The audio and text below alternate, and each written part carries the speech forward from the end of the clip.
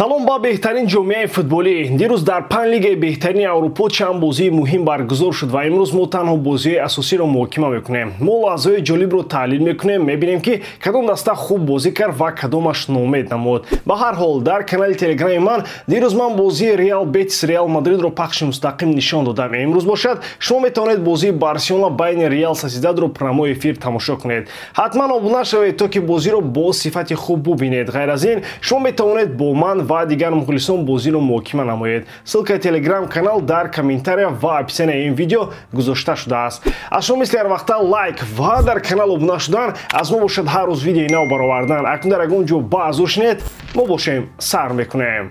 Интер натавонист ғалабаро нигоҳ дорад ва дар даври 27-уми серияи А бо Наполи бозиро мусовии 1-1 анҷом дод. дастаи меҳмон дар нимаи аввал бо голи Федерико Ди Марко пешсаф шуд, вале мизбонон тавонистанд дар дақиқаи 87-ум тавассути голи Филип Биллинг ҳисобро баробар кунанд. ин натиҷа барои ҳардуи даста чандон писанд набуд, зеро ҳеҷ кадоме пирӯз нашуд. бозӣ ду қисми гуногун дошт. дар қисми аввал Интер фаъолтар буд ва пас аз зарбаи ҷаримавӣ тавассути Ди Марко ҳисобро кушод. Наполи бошад хеле суст буд ва намедонист ки чӣ гуна ҳамла кунад. аммо дар қисми дуюм Интер ногаҳон бозиро ором кард ва бештар дар ҳимоят қарор гирифт. ин ҳолат ба Наполи имконият дод ки бештар ба ҳамла гузарад. ҳар дақиқа мизбонон бештар ва бештар ба дарвозаи Интер наздик мешуданд, то он ки дар дақиқаи 87-ум Биллинг тӯбро ба дарвоза равон карда ҳисобро баробар кард.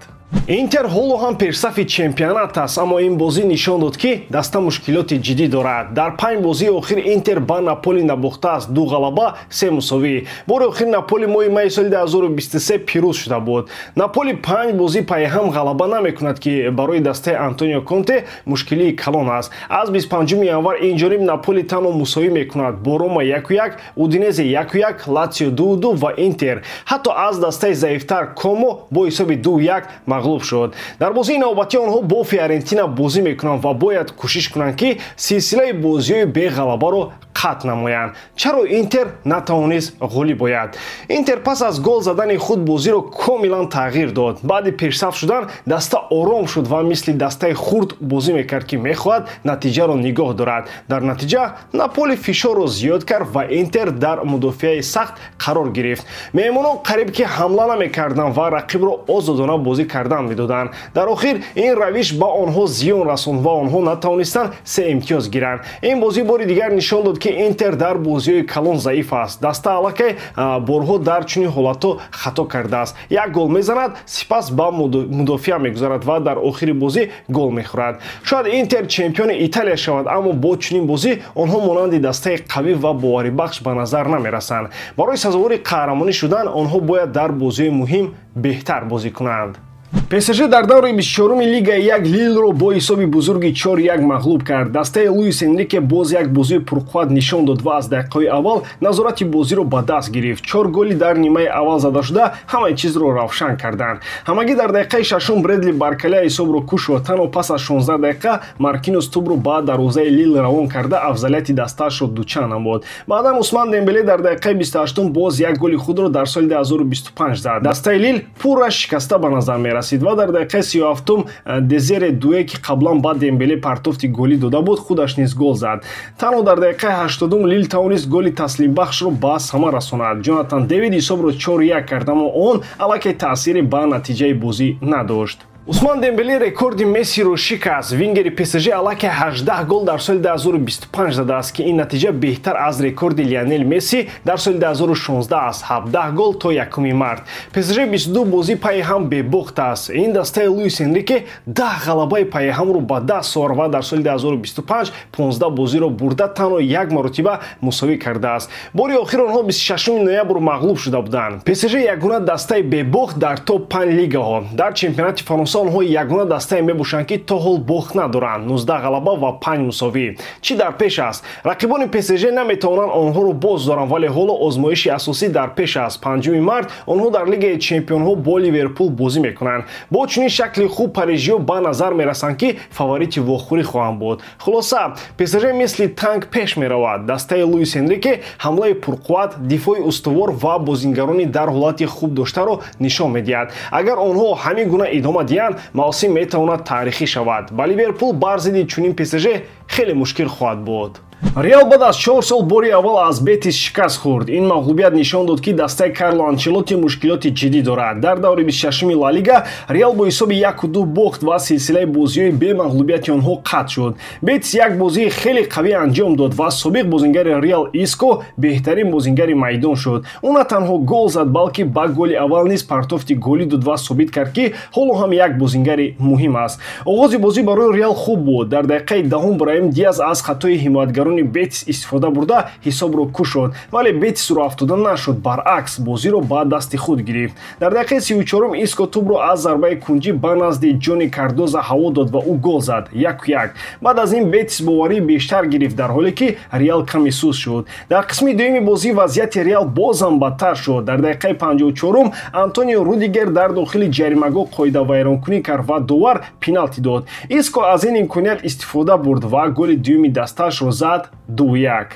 Чаро Реал шикаст хӯрд? Якум, мушкилот дар ҳимоят. Дугонаи Рудигер ва Алаба дар маркази ҳимоят бисёр заиф бозӣ карданд. Алаба ҷойгиршавии худро чанд бор гум кард ва маҳз дар лаҳзаи пеналти ҳамон тарафи ӯ холӣ монд. саволҳо ба Анчелоти ҳам зиёд аст. Чаро ӯ ба ҷои дифоъгарони аслӣ Камавингаро ба майдон баровард ки таҷрибаи ҳимоятгарӣ надорад? Дуюм, ҳамла бесамар буд. Винисиус қариб дида намешуд. Родриго кӯшиш мекард, аммо баъзан танҳо бозиро пеш мебурд. Чаро Браҳим Диаз ки яке аз беҳтаринҳо буд, иваз карда шуд. Арда Гулер ҳам ба бозӣ мутобиқ нашуд, зеро услуби ӯ бештар барои назорати тӯб ва бозии ором аст, дар ҳоле ки Реал бояд бо суръати баланд ҳамла мекард. Сеюм, хатогиҳои Анчелоти. Тағйироти мураббиам аҷиб буд. Чаро ҳам Арда ва ҳам Камавинга якҷоя вориди майдон шуданд? Яке барои назорати бозӣ хуб аст, дигаре барои вайрон кардани ҳамлаҳои рақиб. Ҳамчунин чаро Асенсио ки метавонад дар ҳимоя беҳтар аз Алаба ва Тучамини бозӣ кунад, дар захира монд. Беҳтарин бозингари бозӣ бешубҳа Иско буд. Ӯ на танҳо гол зад ва партофти голӣ дод, балки тамоми бозиро назорат мекард. Ҳар дафъае ки тӯбро мегирифт, як кори муфид анҷом медод.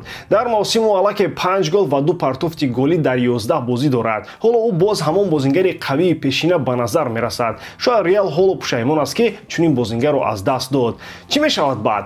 Барои Реал ин мағлубият охири ҳамаи чиз нест, вале мушкилоти онҳоро нишон медиҳад. рӯзи 4 март онҳо дар Лигаи Чемпионҳо бо Атлетико бозӣ мекунанд. Агар ҳимоят беҳтар нашавад, хатари шикасти дигар бисёр баланд аст. Бетис бошад баъд аз ин ғалаба боварии бештар гирифт ва барои рохат ба Еврокубокҳо мубориза мебарад. Мануэл Пелегрини нақшаи хуб дошт ва дастаи ӯ онро дуруст иҷро кард. хулоса, Реал бо сабабҳои худ бозиро бой дод. Даста натавонист бозиро назорат кунад. Дар ҳимоят иштибоҳҳои зиёд кард ва ҳатто дар охир ҳис намешуд ки метавонад ҳисобро баробар кунад. Бетис бошад аз ҳар имконияти худ истифода кард ва Иско нишон дод ки ҳоло ҳам метавонад дар сатҳи баланд бозӣ кунад.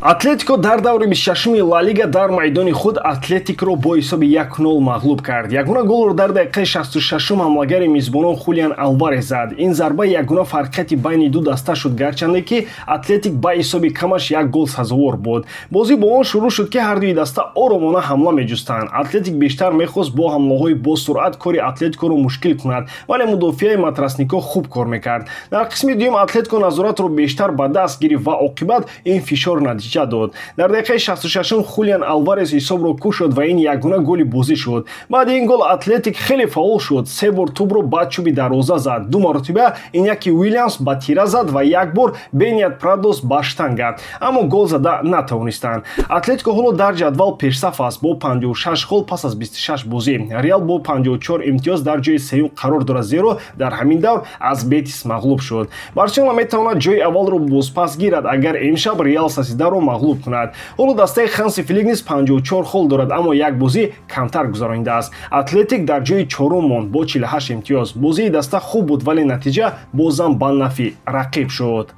Хулиан Алварез бозингари асосии Атлетико. Ин бозӣ барои ҳамлагари аргентинӣ боз як далели он шуд ки ӯ ба зудӣ ба яке аз лидерҳои даста табдил ёфтааст. Дар 5 бозии охир ӯ 5 гол задааст. Дар 40 бозӣ барои Атлетико аллакай 21 гол дорад. ӯ аллакай бештар аз ҳар яке аз ду мавсими худ дар Мансити гол задааст. Дар Англия ӯ 17 гол дар мавсими 2022-23 дошт ва 19 гол дар мавсими 2023-24 гол зада буд. боз як суоли ҷолиб: чӣ тавр Атлетико тавонист Хулиан Юлиан Алварезро бо нархи 75 миллион евро бихарад, дар ҳоле ки бозингарони чун Жоао Феликс ё Михаил Мудрик бо нархи зиёда аз 100 миллион фурӯхта мешаванд. ӯ хеле самаранок аст, дар ҳар ҷой бозӣ карда метавонад. Бо Гризман ҷуфти комилро ташкил додааст. ҳоло яке аз муҳимтарин бозингарони Симеоне шудааст. бо чунин суръат Атлетико метавонад ба ояндаи дурахшон бо Алварез умед дошта бошад. бозиҳои Атлетик бар зидди Атлетико ба як сценария монанд мешаванд. дар даври якумам Атлетик хубтар бозӣ карда буд, вале дар хона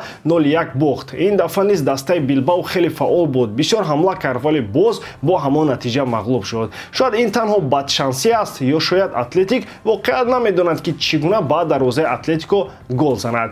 ин пирӯзӣ силсилаи бозиҳои бебохти Атлетикоро то 10 расон. даста дар 10 бозии охир 6 ғалаба ва 4 мусовӣ ба даст овардааст. аммо озмоиши бузург ҳанӯз дар пеш аст. 4 март Атлетико бо Реал дар якачфинали Лигаи Чемпионҳо рӯбарӯ мешаванд. ин бозӣ нишон медиҳад ки дастаи Симеоне то куҷо воқеан омода аст ки дар сатҳи баланд рақобат кунад. ба ҳамин тамом боридам ки эҷодкории ман ба шумо писанд меояд. лайк, комментария ва дар канал обуна шуданро аз ёд набароред. бо шумо мисли ҳар вақта Муҳаммад Гаиров. хай бародарон, дар паноҳи Аллоҳ.